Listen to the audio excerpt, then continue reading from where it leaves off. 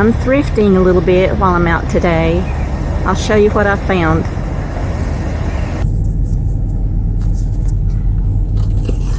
I'm actually looking for a umbrella to go with that patio table that I bought at the Habitat store. So I stopped here at this Haven of Mercy thrift store, and they had one and sold it yesterday, fully assembled with the stand and everything. So I'll just keep looking, but I did find this lid in there, and this is a universal lid. It has a clear glass where you can see through and ridges where it fits different sizes of skillets. So that was $1, so I grabbed it. So let's go to another place. Now this is another bargain place to shop, but it changes hands so often, so I'm not sure what it's like now. It says a stock pickup location and bin store. Want it, bid it, win it. So we'll see what's in here. Okay, she said that Saturday they restock all these bins, and everything in the bin is $7 each.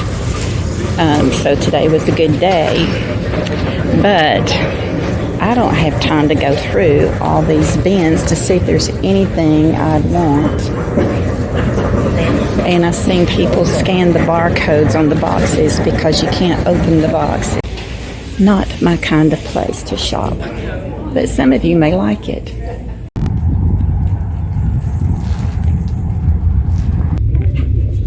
Picnic baskets. This one's in rough shape. $29.99, but it does have the original utensils in it. It's like enamelware. So I just need to find some cups like this, but not $29.99. I paid $8 for mine.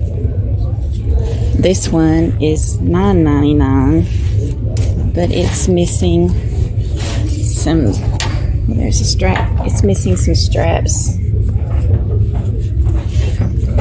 There's nothing inside. The straps are broken, pretty rough shape.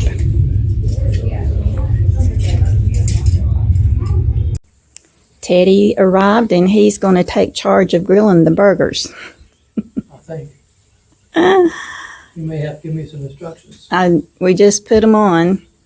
I just like to maintain the temperature to a 400 degree, and it's getting back up. The lid was open, so I'm going to turn that up just a little bit more down here. For how many minutes? Well, they're pretty thick burgers, so they may take anywhere from 10 to 15 minutes. You turn them. And Bob is here too, and he got a phone call, so he's sitting in the shade under the tree.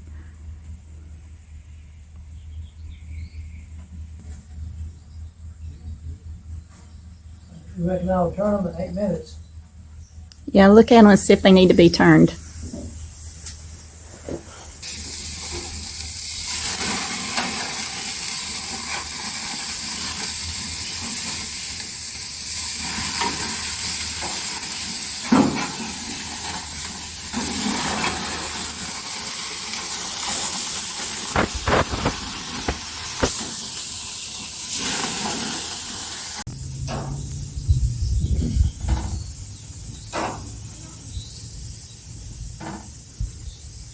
The cook switched out. Bob's finishing it up with hot dogs and the rest of the hamburgers. Is there a legal out here? Mm-hmm. Stephanie's sitting in the sun. Blake's riding the horse swing. Not Blake, Grant.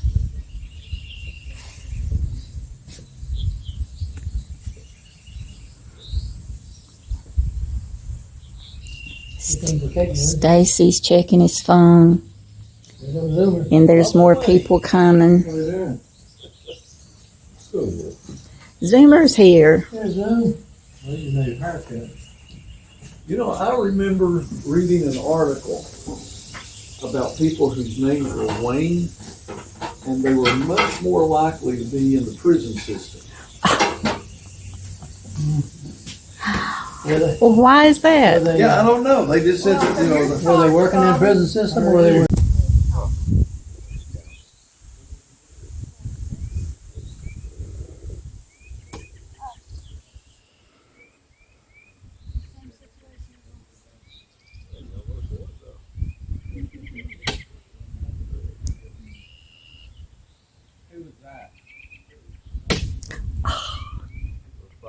Almost got it, Grant.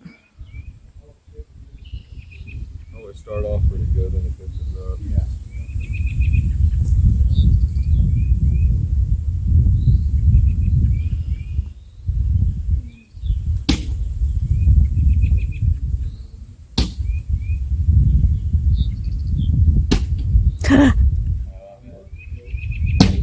Ah, 2 out of 4. 2 out of 4.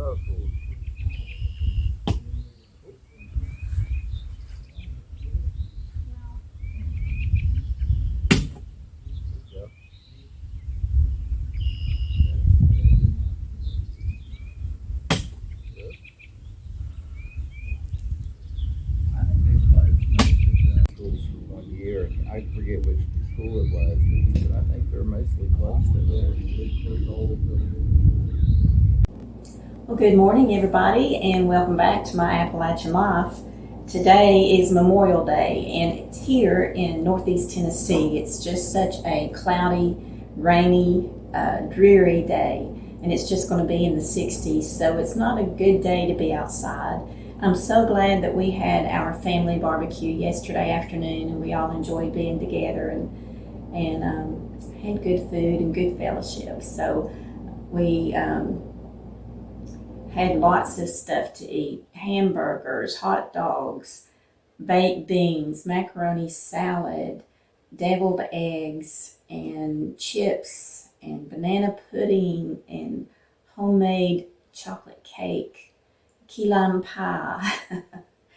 I think that's all that we had, but we had cornhole games going on, and we really enjoyed it, and hope you all had a blessed Memorial Day too, and just thinking about those who gave their life so that we could enjoy our freedoms, and remembering them and with grateful hearts.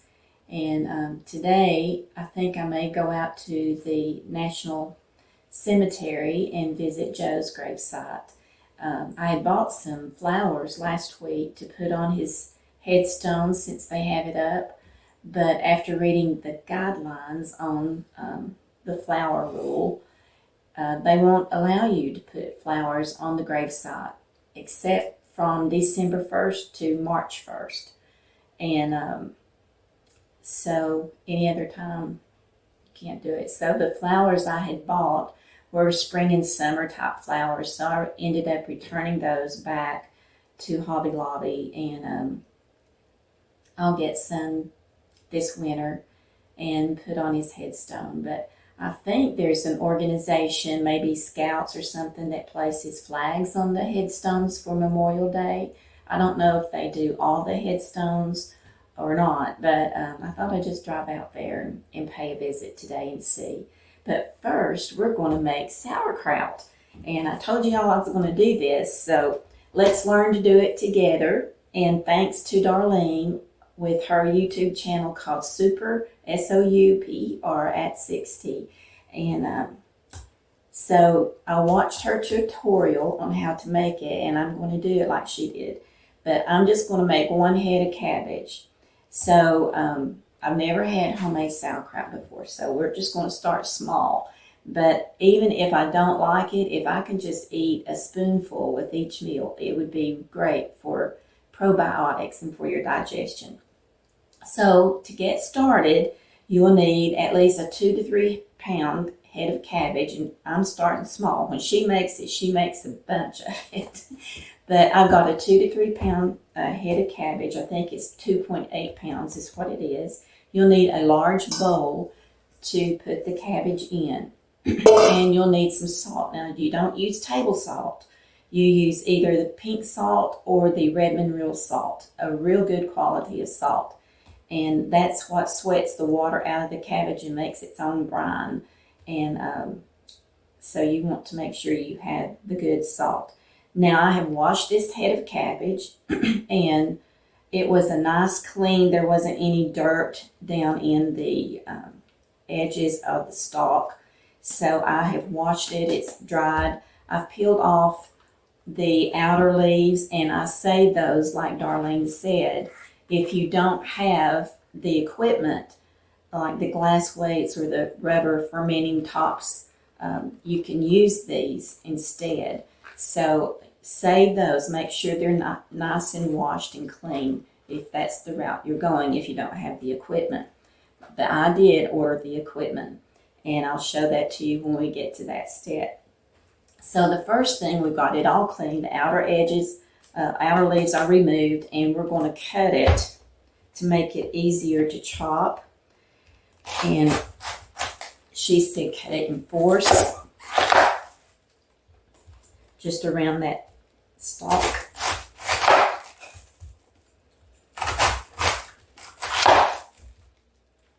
Okay. I'm going to cut this again this way. And I will get to the rest of that stalk later. And then you just start slicing it in thin strips. Cut that in half. Can y'all see what I'm doing? Hopefully. So I'm just going to cut it in fairly thin strips, maybe 1/4 inch. Here's part of the stalk that got on there. I'll take that off.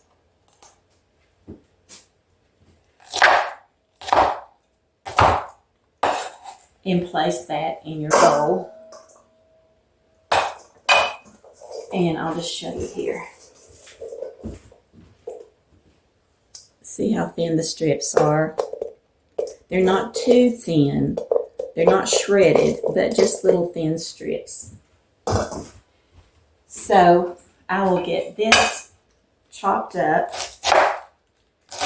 and I'll get back to you when we're ready to do the next step, which is adding the salt. Okay? Okay, I've got all the cabbage chopped, and I went back to the stalk and I cut everything I could around the stalk. There's just a little bit more left here. Let me get that off. I like to get all the cabbage I can off of the stalk. That's good. If you had chickens, you could throw that out to chickens, but I don't have them. Got lots of squirrels running around this year. I hope they don't get up on the roof and get into the attic.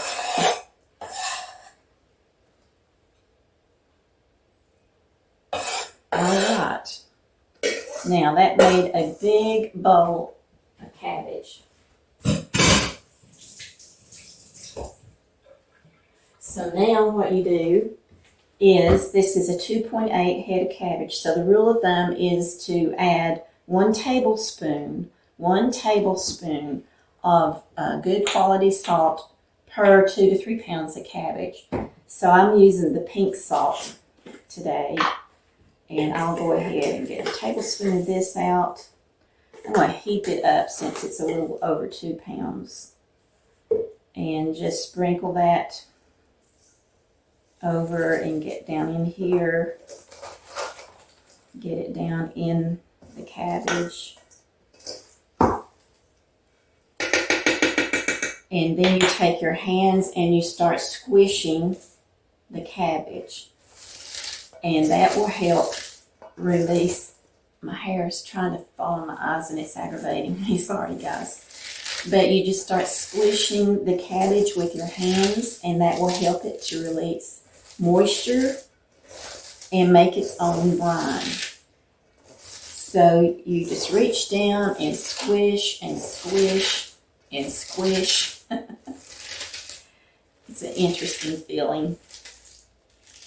And you squish until your hands get tired, and then you cover it with a tea towel and let it sit for about 15 or 20 minutes, and come back and start squishing some more. So I'll keep squishing and I'll be back with. Okay, I've been squishing this for about 5 minutes, and it's gotten really wet, and my hands were really wet and getting a little tired. So I'm going to let it sit here and just rest for 15 or 20 minutes, and I'm going to just cover it with this tea towel. And it's about 11:30, so I've not eaten today. I usually try not to eat breakfast. I do intermittent fasting. So for lunch, I'm going to make my protein vanilla latte. So I'll get that made and sit and drink that while this is resting for a while and making its brine. So we'll be back. Okay, I finished off my latte and it's actually been about 30 minutes. So I'm going to start squishing some more. It's feeling very wet where it's sitting here. And you just keep squishing and squishing and squishing. And it's already getting a pool of water in the bottom. I don't know that you can see that in the camera with the angle of the camera. But there is a pool of water in the bottom. So you want to keep squishing to get as much water out of this cabbage so it will make as much brine as possible, because you need all the cabbage covered once you put it in the jar. It has to stay covered in the brine. So keep squishing until you get as much of that water out. So I'll keep this process going, and then once there's enough water, I will come back and we'll pack it in the jars, okay? Hear all that crunching going on?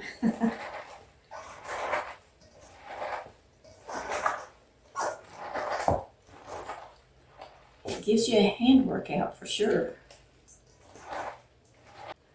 Okay, so I squished it for about another 5 minutes, and you can tell it's getting really wet, and it's already reduced down to about half of what it was in the bowl. So I'm going to cover it again and let it sit for another 15 or 20 minutes, and I think maybe it should be ready to pack in the jars after that point.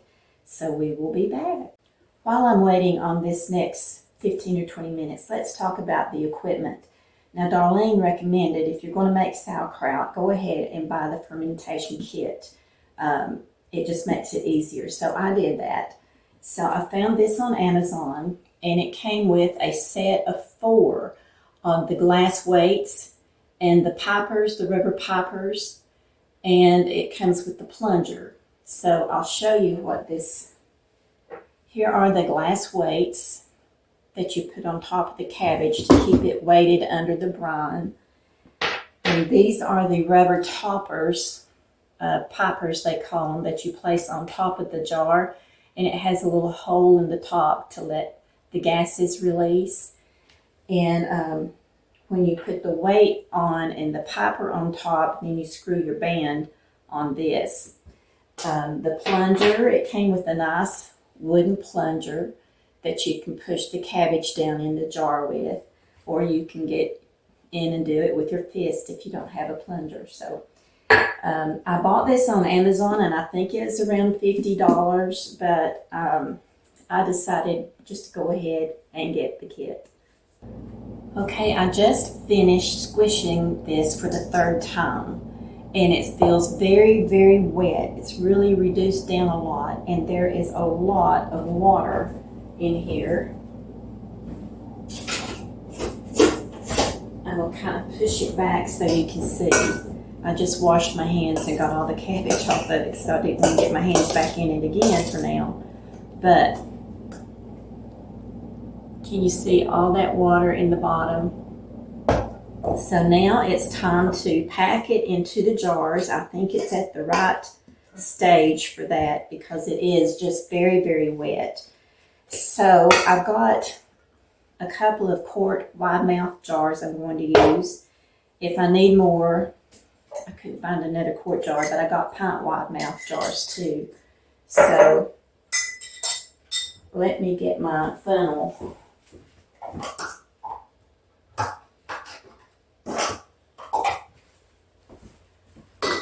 I'm going to try to do this carefully. So I'm going to just start packing that into the jar.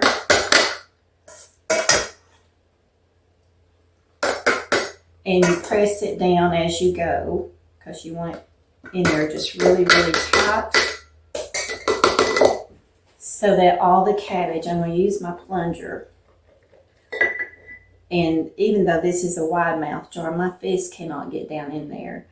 So I'm using the plunger just to press down. Press it all down really, really good.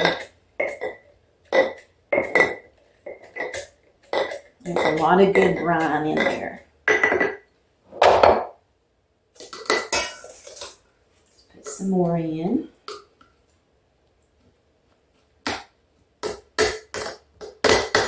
And press down again.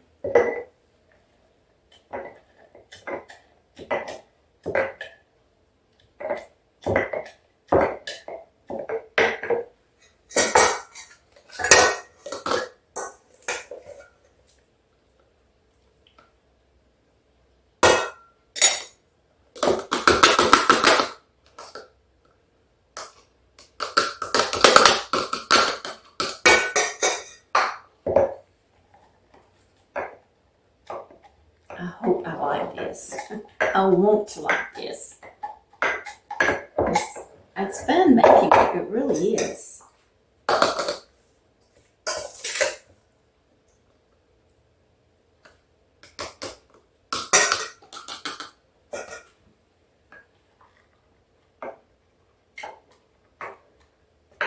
Almost getting this one full.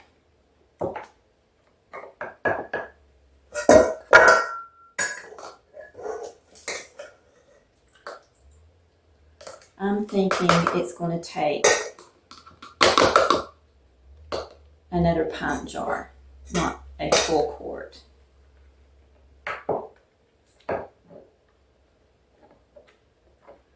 One more scoop. Try to fill that one up.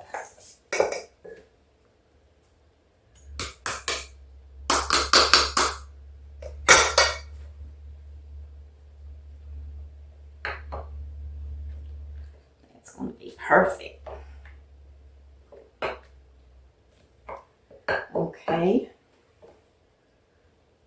I've got it all covered. I'm going to put a weight in there on it. You're supposed to look for any floaters, any little pieces of cabbage that's floating to the top, and remove those because they will mold if they're not submerged under this salt brine. Just press that down a little bit more. And I'll put the weight in. And I'm looking for the floaters.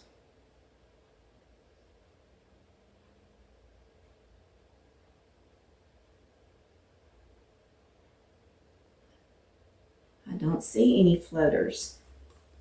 So I must have done a really good job at packing that down good. So I'm just going to wipe off the rim here and put one of these Piper vents on top of the jar and put the band on it loosely. You don't want it too tight. Okay. So there's the first jar, and I'll work on the next jar and get back to you. Okay, for me, it made 1 quart and 1 pint. So I've already put the weight in here, and when you put the weight in, you want to press it down too to make sure it's holding all of that cabbage in there. And look for any floaters of the cabbage that's floated up, and I don't see any here. So I'll just wipe this rim down and put another Piper vent and the lid on.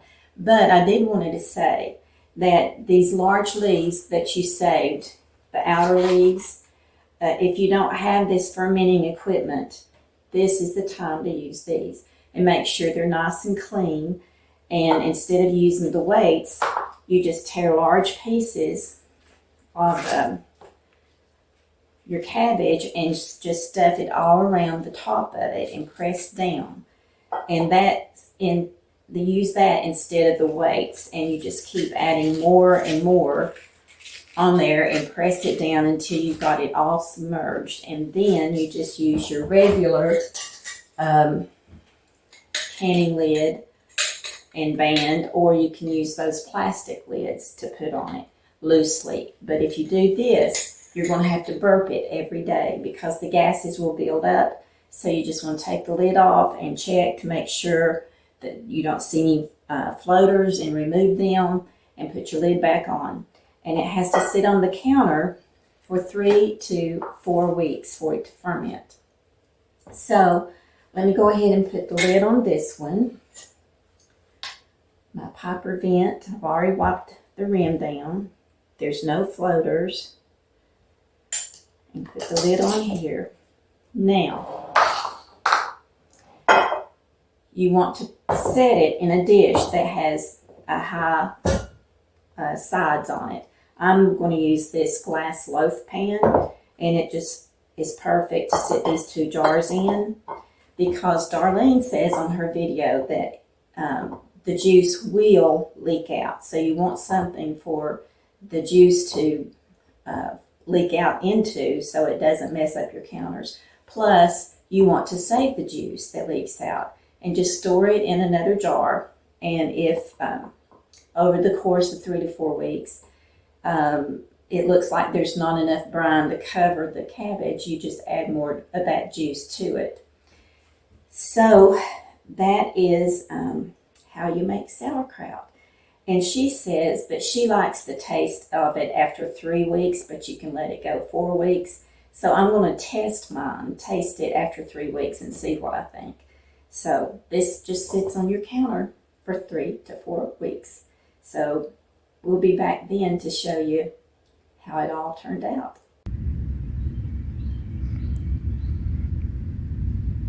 My sweetheart, you've been gone 2 months, and I just miss you so much. We'll be together soon. In 2 months, this was Joe's new grave here. And all of this down through this way was empty. And the next row is now filled up. Impartial, starting on the 3rd row. So in 2 months, these many veterans have passed away.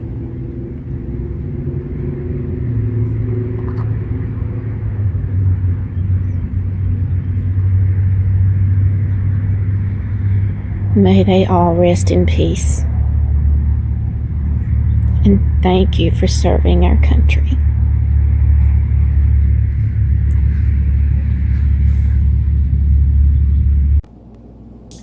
Okay, I went to the cemetery and checked on Joe's gravesite, and they had put a flag up on it. And I just get emotional every time I go by there. And I just miss him. And I was just amazed at how many other people, veterans, had passed away in just 2 months that Joe has been buried there. So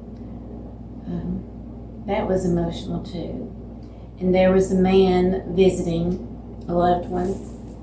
He was about 3 rows back behind us, and he was just knelt down and he was losing it too. So I wasn't the only one getting emotional.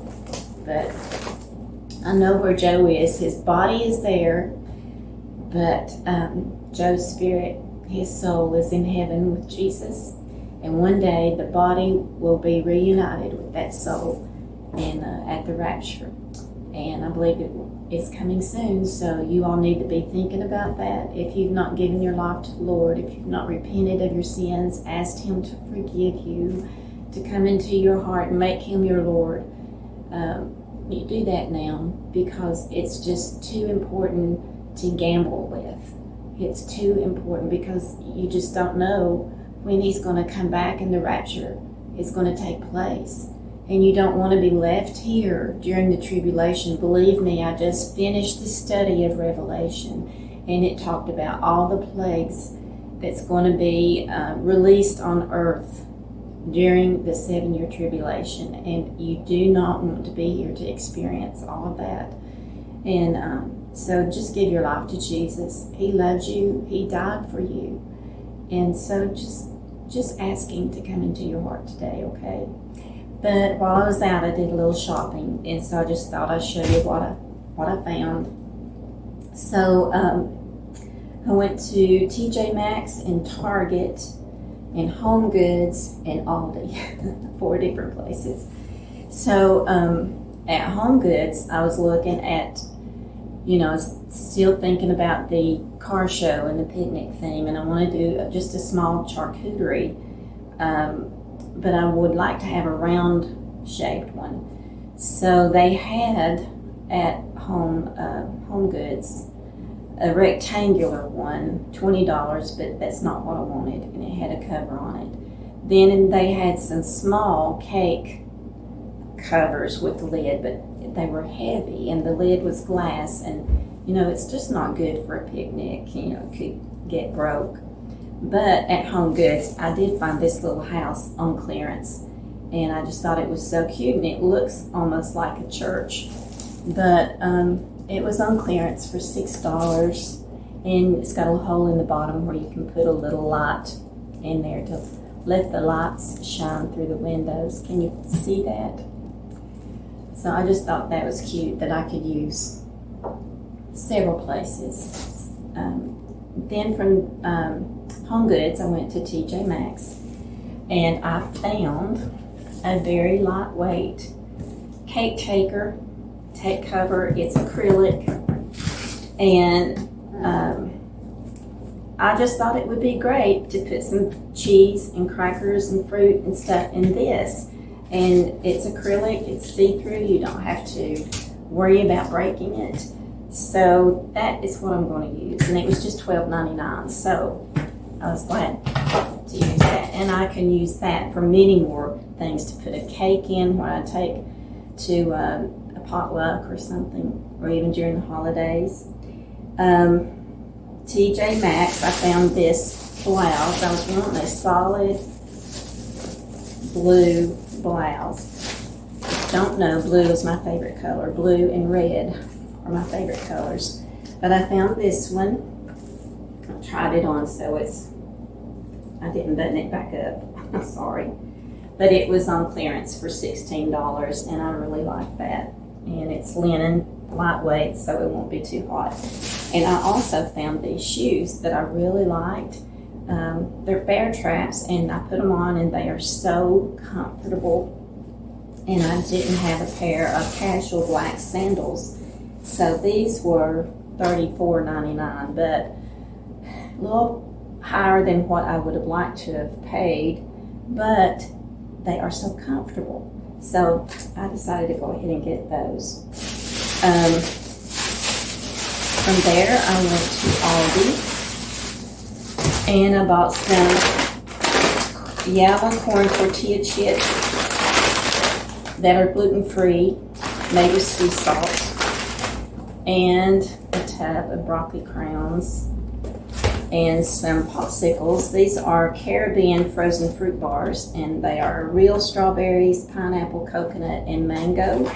And I bought these Outshine, no sugar added popsicles, and they're assorted with strawberry, tangerine, and raspberry. So I'll put those down to the freezer. So that's what I've done today, and it's going on 5 o'clock. I can't believe it. So I've got some chicken. I'm going to make some more of those chicken pouches, but I'm going to do a different one this time. So I'll film it. I don't know if it will go in this video or the next video, but we'll see. We'll talk to you guys later.